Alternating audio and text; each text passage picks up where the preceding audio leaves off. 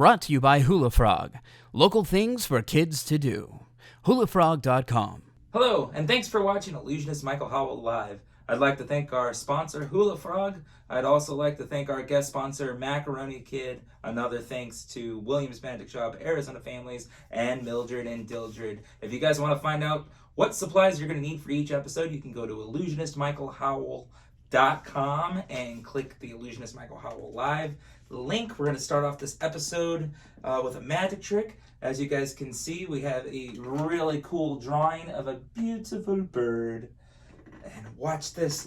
On the count of 3, what I'd like you guys to do is say the magic words, Hula Frog. Ready? 1, 2, 3. And that beautiful bird is now turned into a colorful little rabbit. Aw, that is adorable.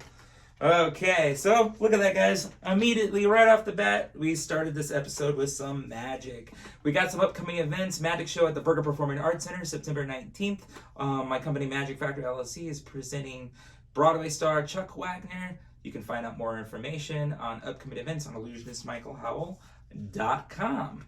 Now, I just went to the store. I got this book. Some of you might know. It's the Bible. That's right. But there's something wrong with this Bible. It is blank. So what I need you guys to do is use your imagination. Grab your imaginary pencils.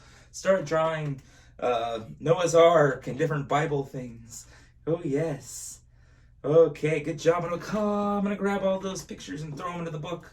Let's see if they're there. Oh my goodness, look, that's a dove. Look at that, is Noah's Ark right there, guys. All those amazing pictures. I'd like you guys to use your imagination and start coloring. Sound effects. Rawr. Grabbing all those pictures, throwing them into the book. Let's see.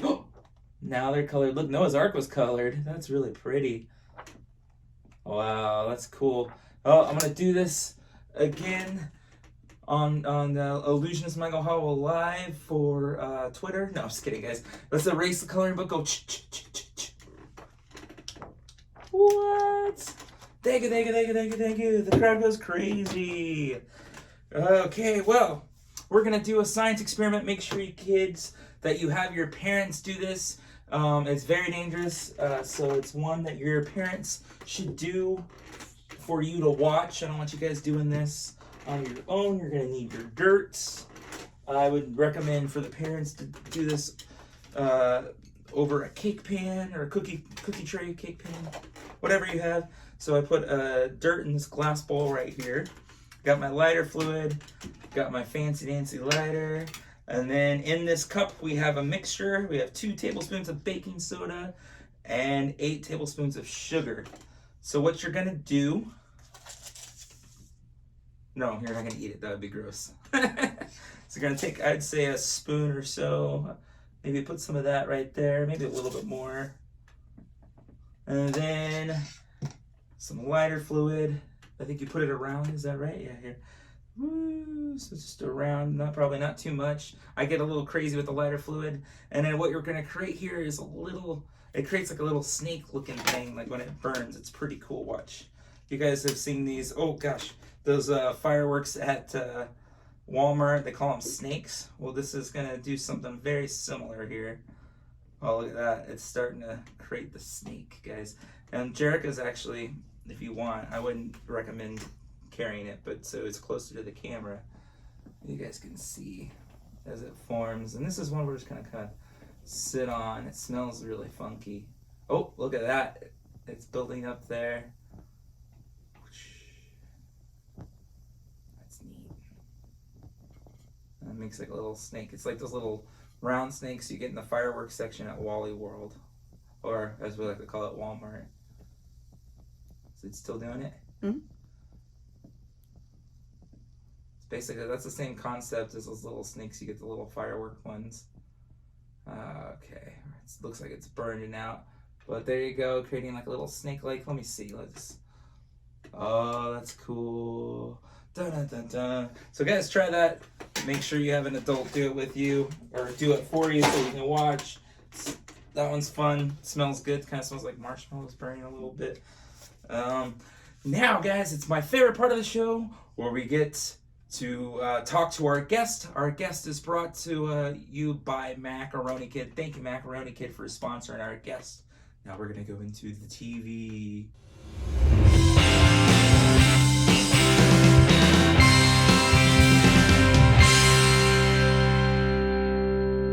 Hey Luke, thanks for joining us, man. It's a pleasure. Thank you for having me. So, what got you into filmmaking? Well, to be perfectly honest, magic. When I was a little kid, I absolutely loved magic, and I took magic lessons with a magician.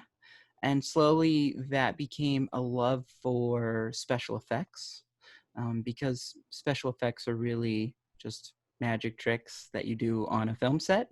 And then that led me into the whole art of filmmaking and making movies as just as an art form.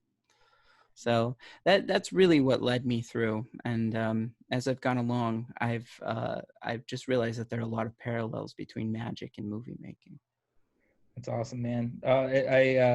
Unfortunately, now in today's times, everything's digital, or a lot of it's digital. So, but it's still, Well, yeah, but I think the practice is the same. I mean, basically with magic, you're trying to direct your audience's attention to specific things and to make them believe something is true that is not true.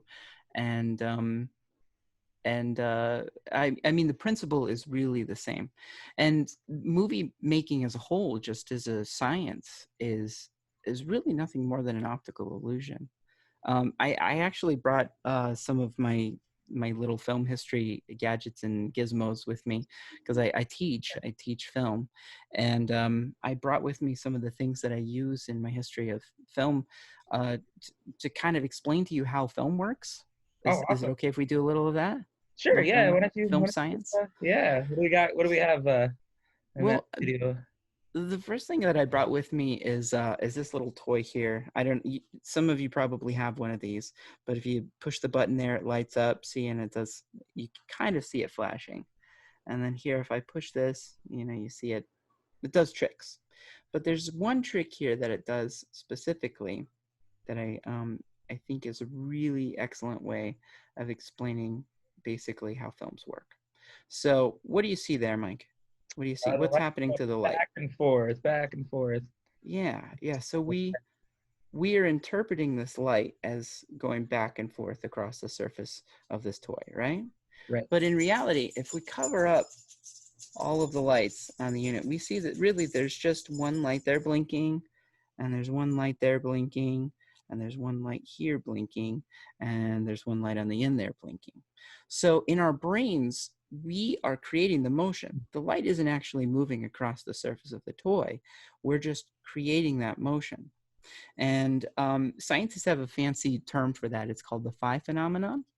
And basically, what it means is that when images, or in this case, lights, are played back before us with gradual changes in rapid succession, they can create the illusion of motion.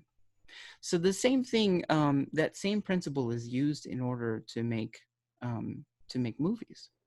I have an early device here that this was created well before pictures were projected on screens and people went to theaters to see movies. This guy right here is called a zoetrope. And basically what a zoetrope is a cylinder here with a bunch of slits around the outside. And you're supposed to look through those slits at a strip of paper.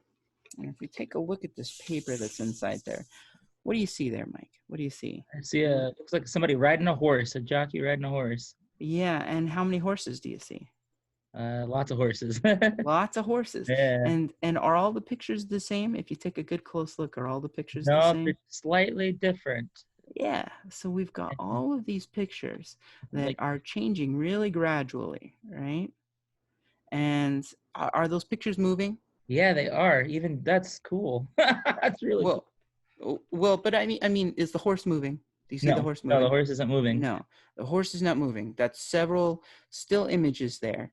That there's a gradual difference between them, but basically those images are printed. Not basically, they're printed. They're Yeah. still on this page, right? Right, right. So I'm gonna take this and I'm gonna wrap it around in a circle and I'm gonna stick it inside the zoetrope. And it's important for you to remember that those pictures were not moving, Right. right? Because they're pictures printed on paper. Right. And so now if we look through those holes and we spin the zoetrope, He's what are you running. seeing? What is happening to those pictures? Can you see Horse is something happen? running there. Yeah, that's cool. What's that? Horse is running. That's neat. Yeah. So basically what we're doing is we're viewing those pictures. They're being played back for us in rapid succession. And when that happens, our brain creates the illusion of motion. That's exactly how movies work. So when people are watching this film right here, they're going to be watching this video, you and me, and we appear to be moving, right? Right. Well, that's an illusion. Basically, what you're watching right now, when you're watching this video, is a series of still images played back in rapid succession that create the illusion of motion. This right here is a magic trick. We aren't moving. If we were to pause this video right now, we would be a still image, and every second you'll see 30 of those still images played back in front of you. And that's what creates the illusion of motion. I've noticed that when I take pictures with my cell phone, and then if you go through the pictures really fast, it creates like a video. Yeah. Or if you have if you've ever drawn pictures down in the corner of a textbook and flipped through them, that creation, that motion, that's exactly how motion pictures work. Cool. Yeah, the reason it's weird when you were holding that strip up, I don't know what was happening with the string, but like the legs, it was actually slightly moving. It was actually really kind of moving. Yeah. But that it could have had something to do with maybe the phasing of the video or something. Yeah. Who inspired you the most to get into filmmaking? Well, I mean, honestly, that was kind of a group effort. So I had the first magician that I studied with. His name was Mark Bond, and he sort of sparked my interest in magic. And then after him, there was this guy called Professor George Hall. In fact, he's where the zoetrope came from. Here, I don't know if it's in focus there. Is it backwards for you? No, it's good. That's cool. Okay. Yeah, so that's his card on the bottom there. But I went to see a movie that it was an old silent film, and he played piano. And they screened the movie, and I listened to him play piano, and I was sitting in that room, and it was just magic. And that was the night that I decided that I wanted to be a filmmaker. And I was just a little kid. I must have been like 8 years old or something like that. And that's the night I knew that I wanted to do something in that industry. Got to do that. That's awesome, man. It's funny how like when you're younger, you get inspired, and you just for a lot of people, not for everybody, you just know kind of what you want to get into. What's your favorite film? Well, I mean, I've got a lot of favorite films, but the one that I'll watch over and over and over again, like if I had to take a movie to a desert island with me, it's called Indiana Jones and the Last Crusade. Runner-up would probably be Raiders of the Lost Ark. And then in third place is the Temple of Doom, of course. There you go. Oh, yeah. All the Indiana Jones movies are awesome. Not all of them, but... well, the older ones, I should say. Yeah. Awesome, man. Well, cool. Yeah. It's funny because the whole... the shows, movie magic, and there's movie, like, filmmaking magazines. They don't make those anymore. Well, they kind of do. I mean, there's a magazine I subscribe to. It's called American Cinematographer, and it's kind of, this is a very old edition copy of it, but I was just reading an article on The Mandalorian the other day, and just how they make that happen. It's amazing. It's like reading a magic, book. It's neat. Well, I just remember growing up watching the movie Magics and reading those things, and seeing how magic and film does correlate and goes together, and creating a special effects for the films and stuff. Well, cool. Well, thank you so much for coming on, man. And thank you. Well, hey, before we go, I just wanted to make sure that I reminded people that there's a craft associated with my appearance here. That's right. Yeah. There's this thing called a filmotrope. I don't know if you haven't downloaded this page, you can just download this and print it out. And basically what you do, so we've got 3 pairs, 1, 2, and 3. Basically what you do is you cut out a pair of those discs. So you're going to grab a pair of scissors, and you're just going to cut around the circle here, and then you'll cut around the circle here. And then you're going to take those 2 discs and you're going to glue them to the top of a pencil. So just like this. So you can, if you can get a close look, I don't know if you can see. Bird, yeah. Birdie. Yeah. Yeah, I might change cameras so you can see this here. Yeah. Hold on. Sorry. Hold on. I'm going to go away for a minute. That's okay. And if you don't have a pencil, you can use chopsticks. You can use barbecue skewers, anything really. Yeah, chopsticks would work. So you'll have on one side, there will be a bird. And then on the other side, you'll see a cage.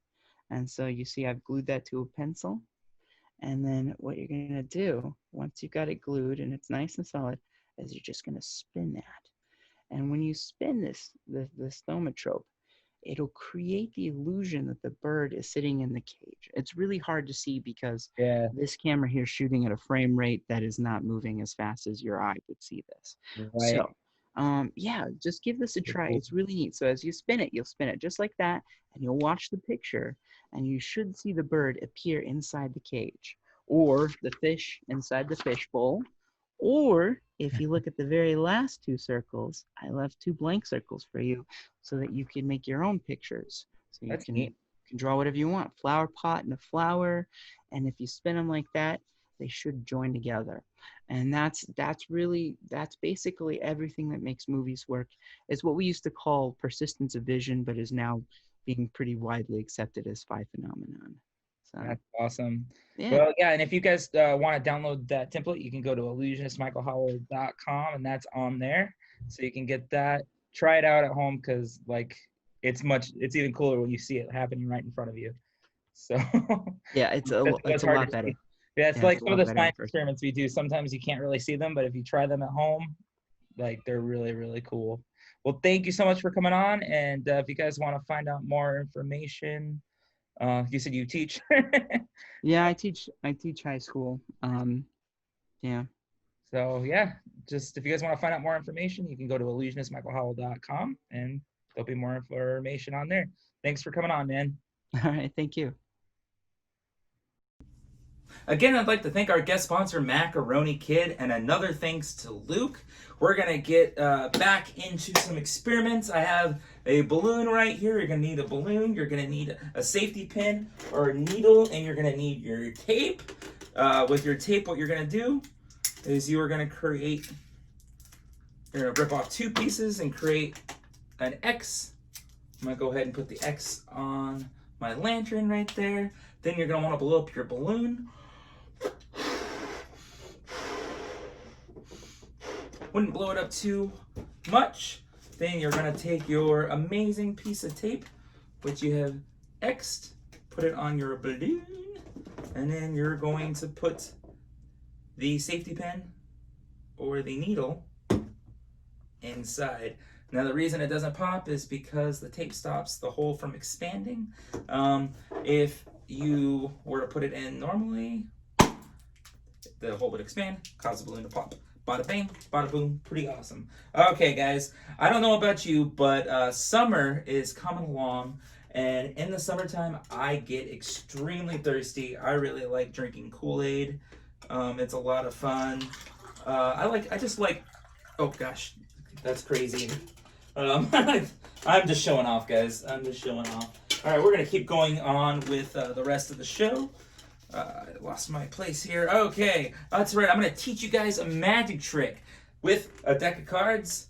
So for this, you're going to need a deck of cards. I'm going to perform it first. Let's get Jerica on camera. So you guys can see I have a beautiful deck of cards. And what I've done is I've marked 1 card with Sharpie. Do me a favor, name a card out loud. Say any card. 4 hearts. 4 hearts. Earlier today, I made a prediction she was going to pick the 4 of hearts, and I marked it with an X with Sharpie. I'll go ahead when you see it, say, I see it.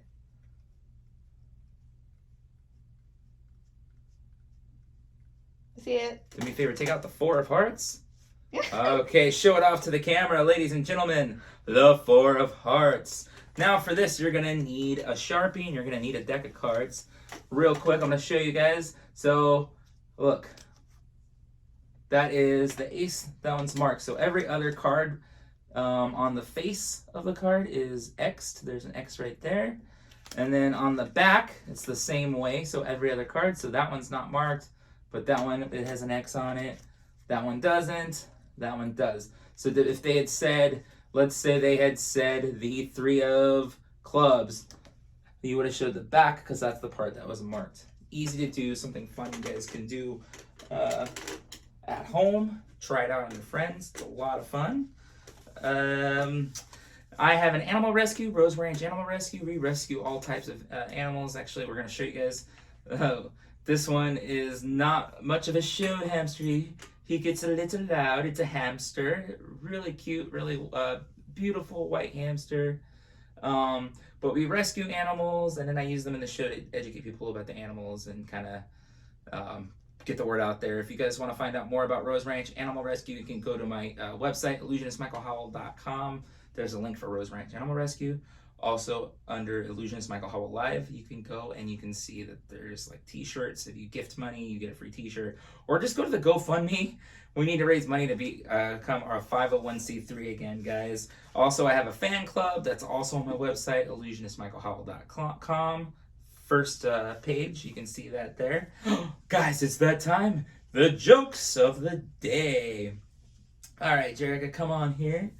Okay, what did the extension cord say to the hippopotamus? No, I'm just kidding. Here we go, guys. Jericho, why is Cinderella so bad at soccer? Why is Cinderella so bad at soccer? Because she always runs away from the ball. Oh, these jokes can't get any cheesier, can they? Or can they? Okay. Oh gosh. Okay. How does the man on the moon cut his hair? How does the man on the moon cut his hair? Eclipse it. All right, guys. Thanks so much for watching Illusionist Michael Howell Live. Next Saturday, our special guest is the one and only Chuck Wagner, Broadway star, ringmaster, talented, extraordinaire. Come watch it, guys, next Saturday. Thanks so much for watching Illusionist Michael Howell Live.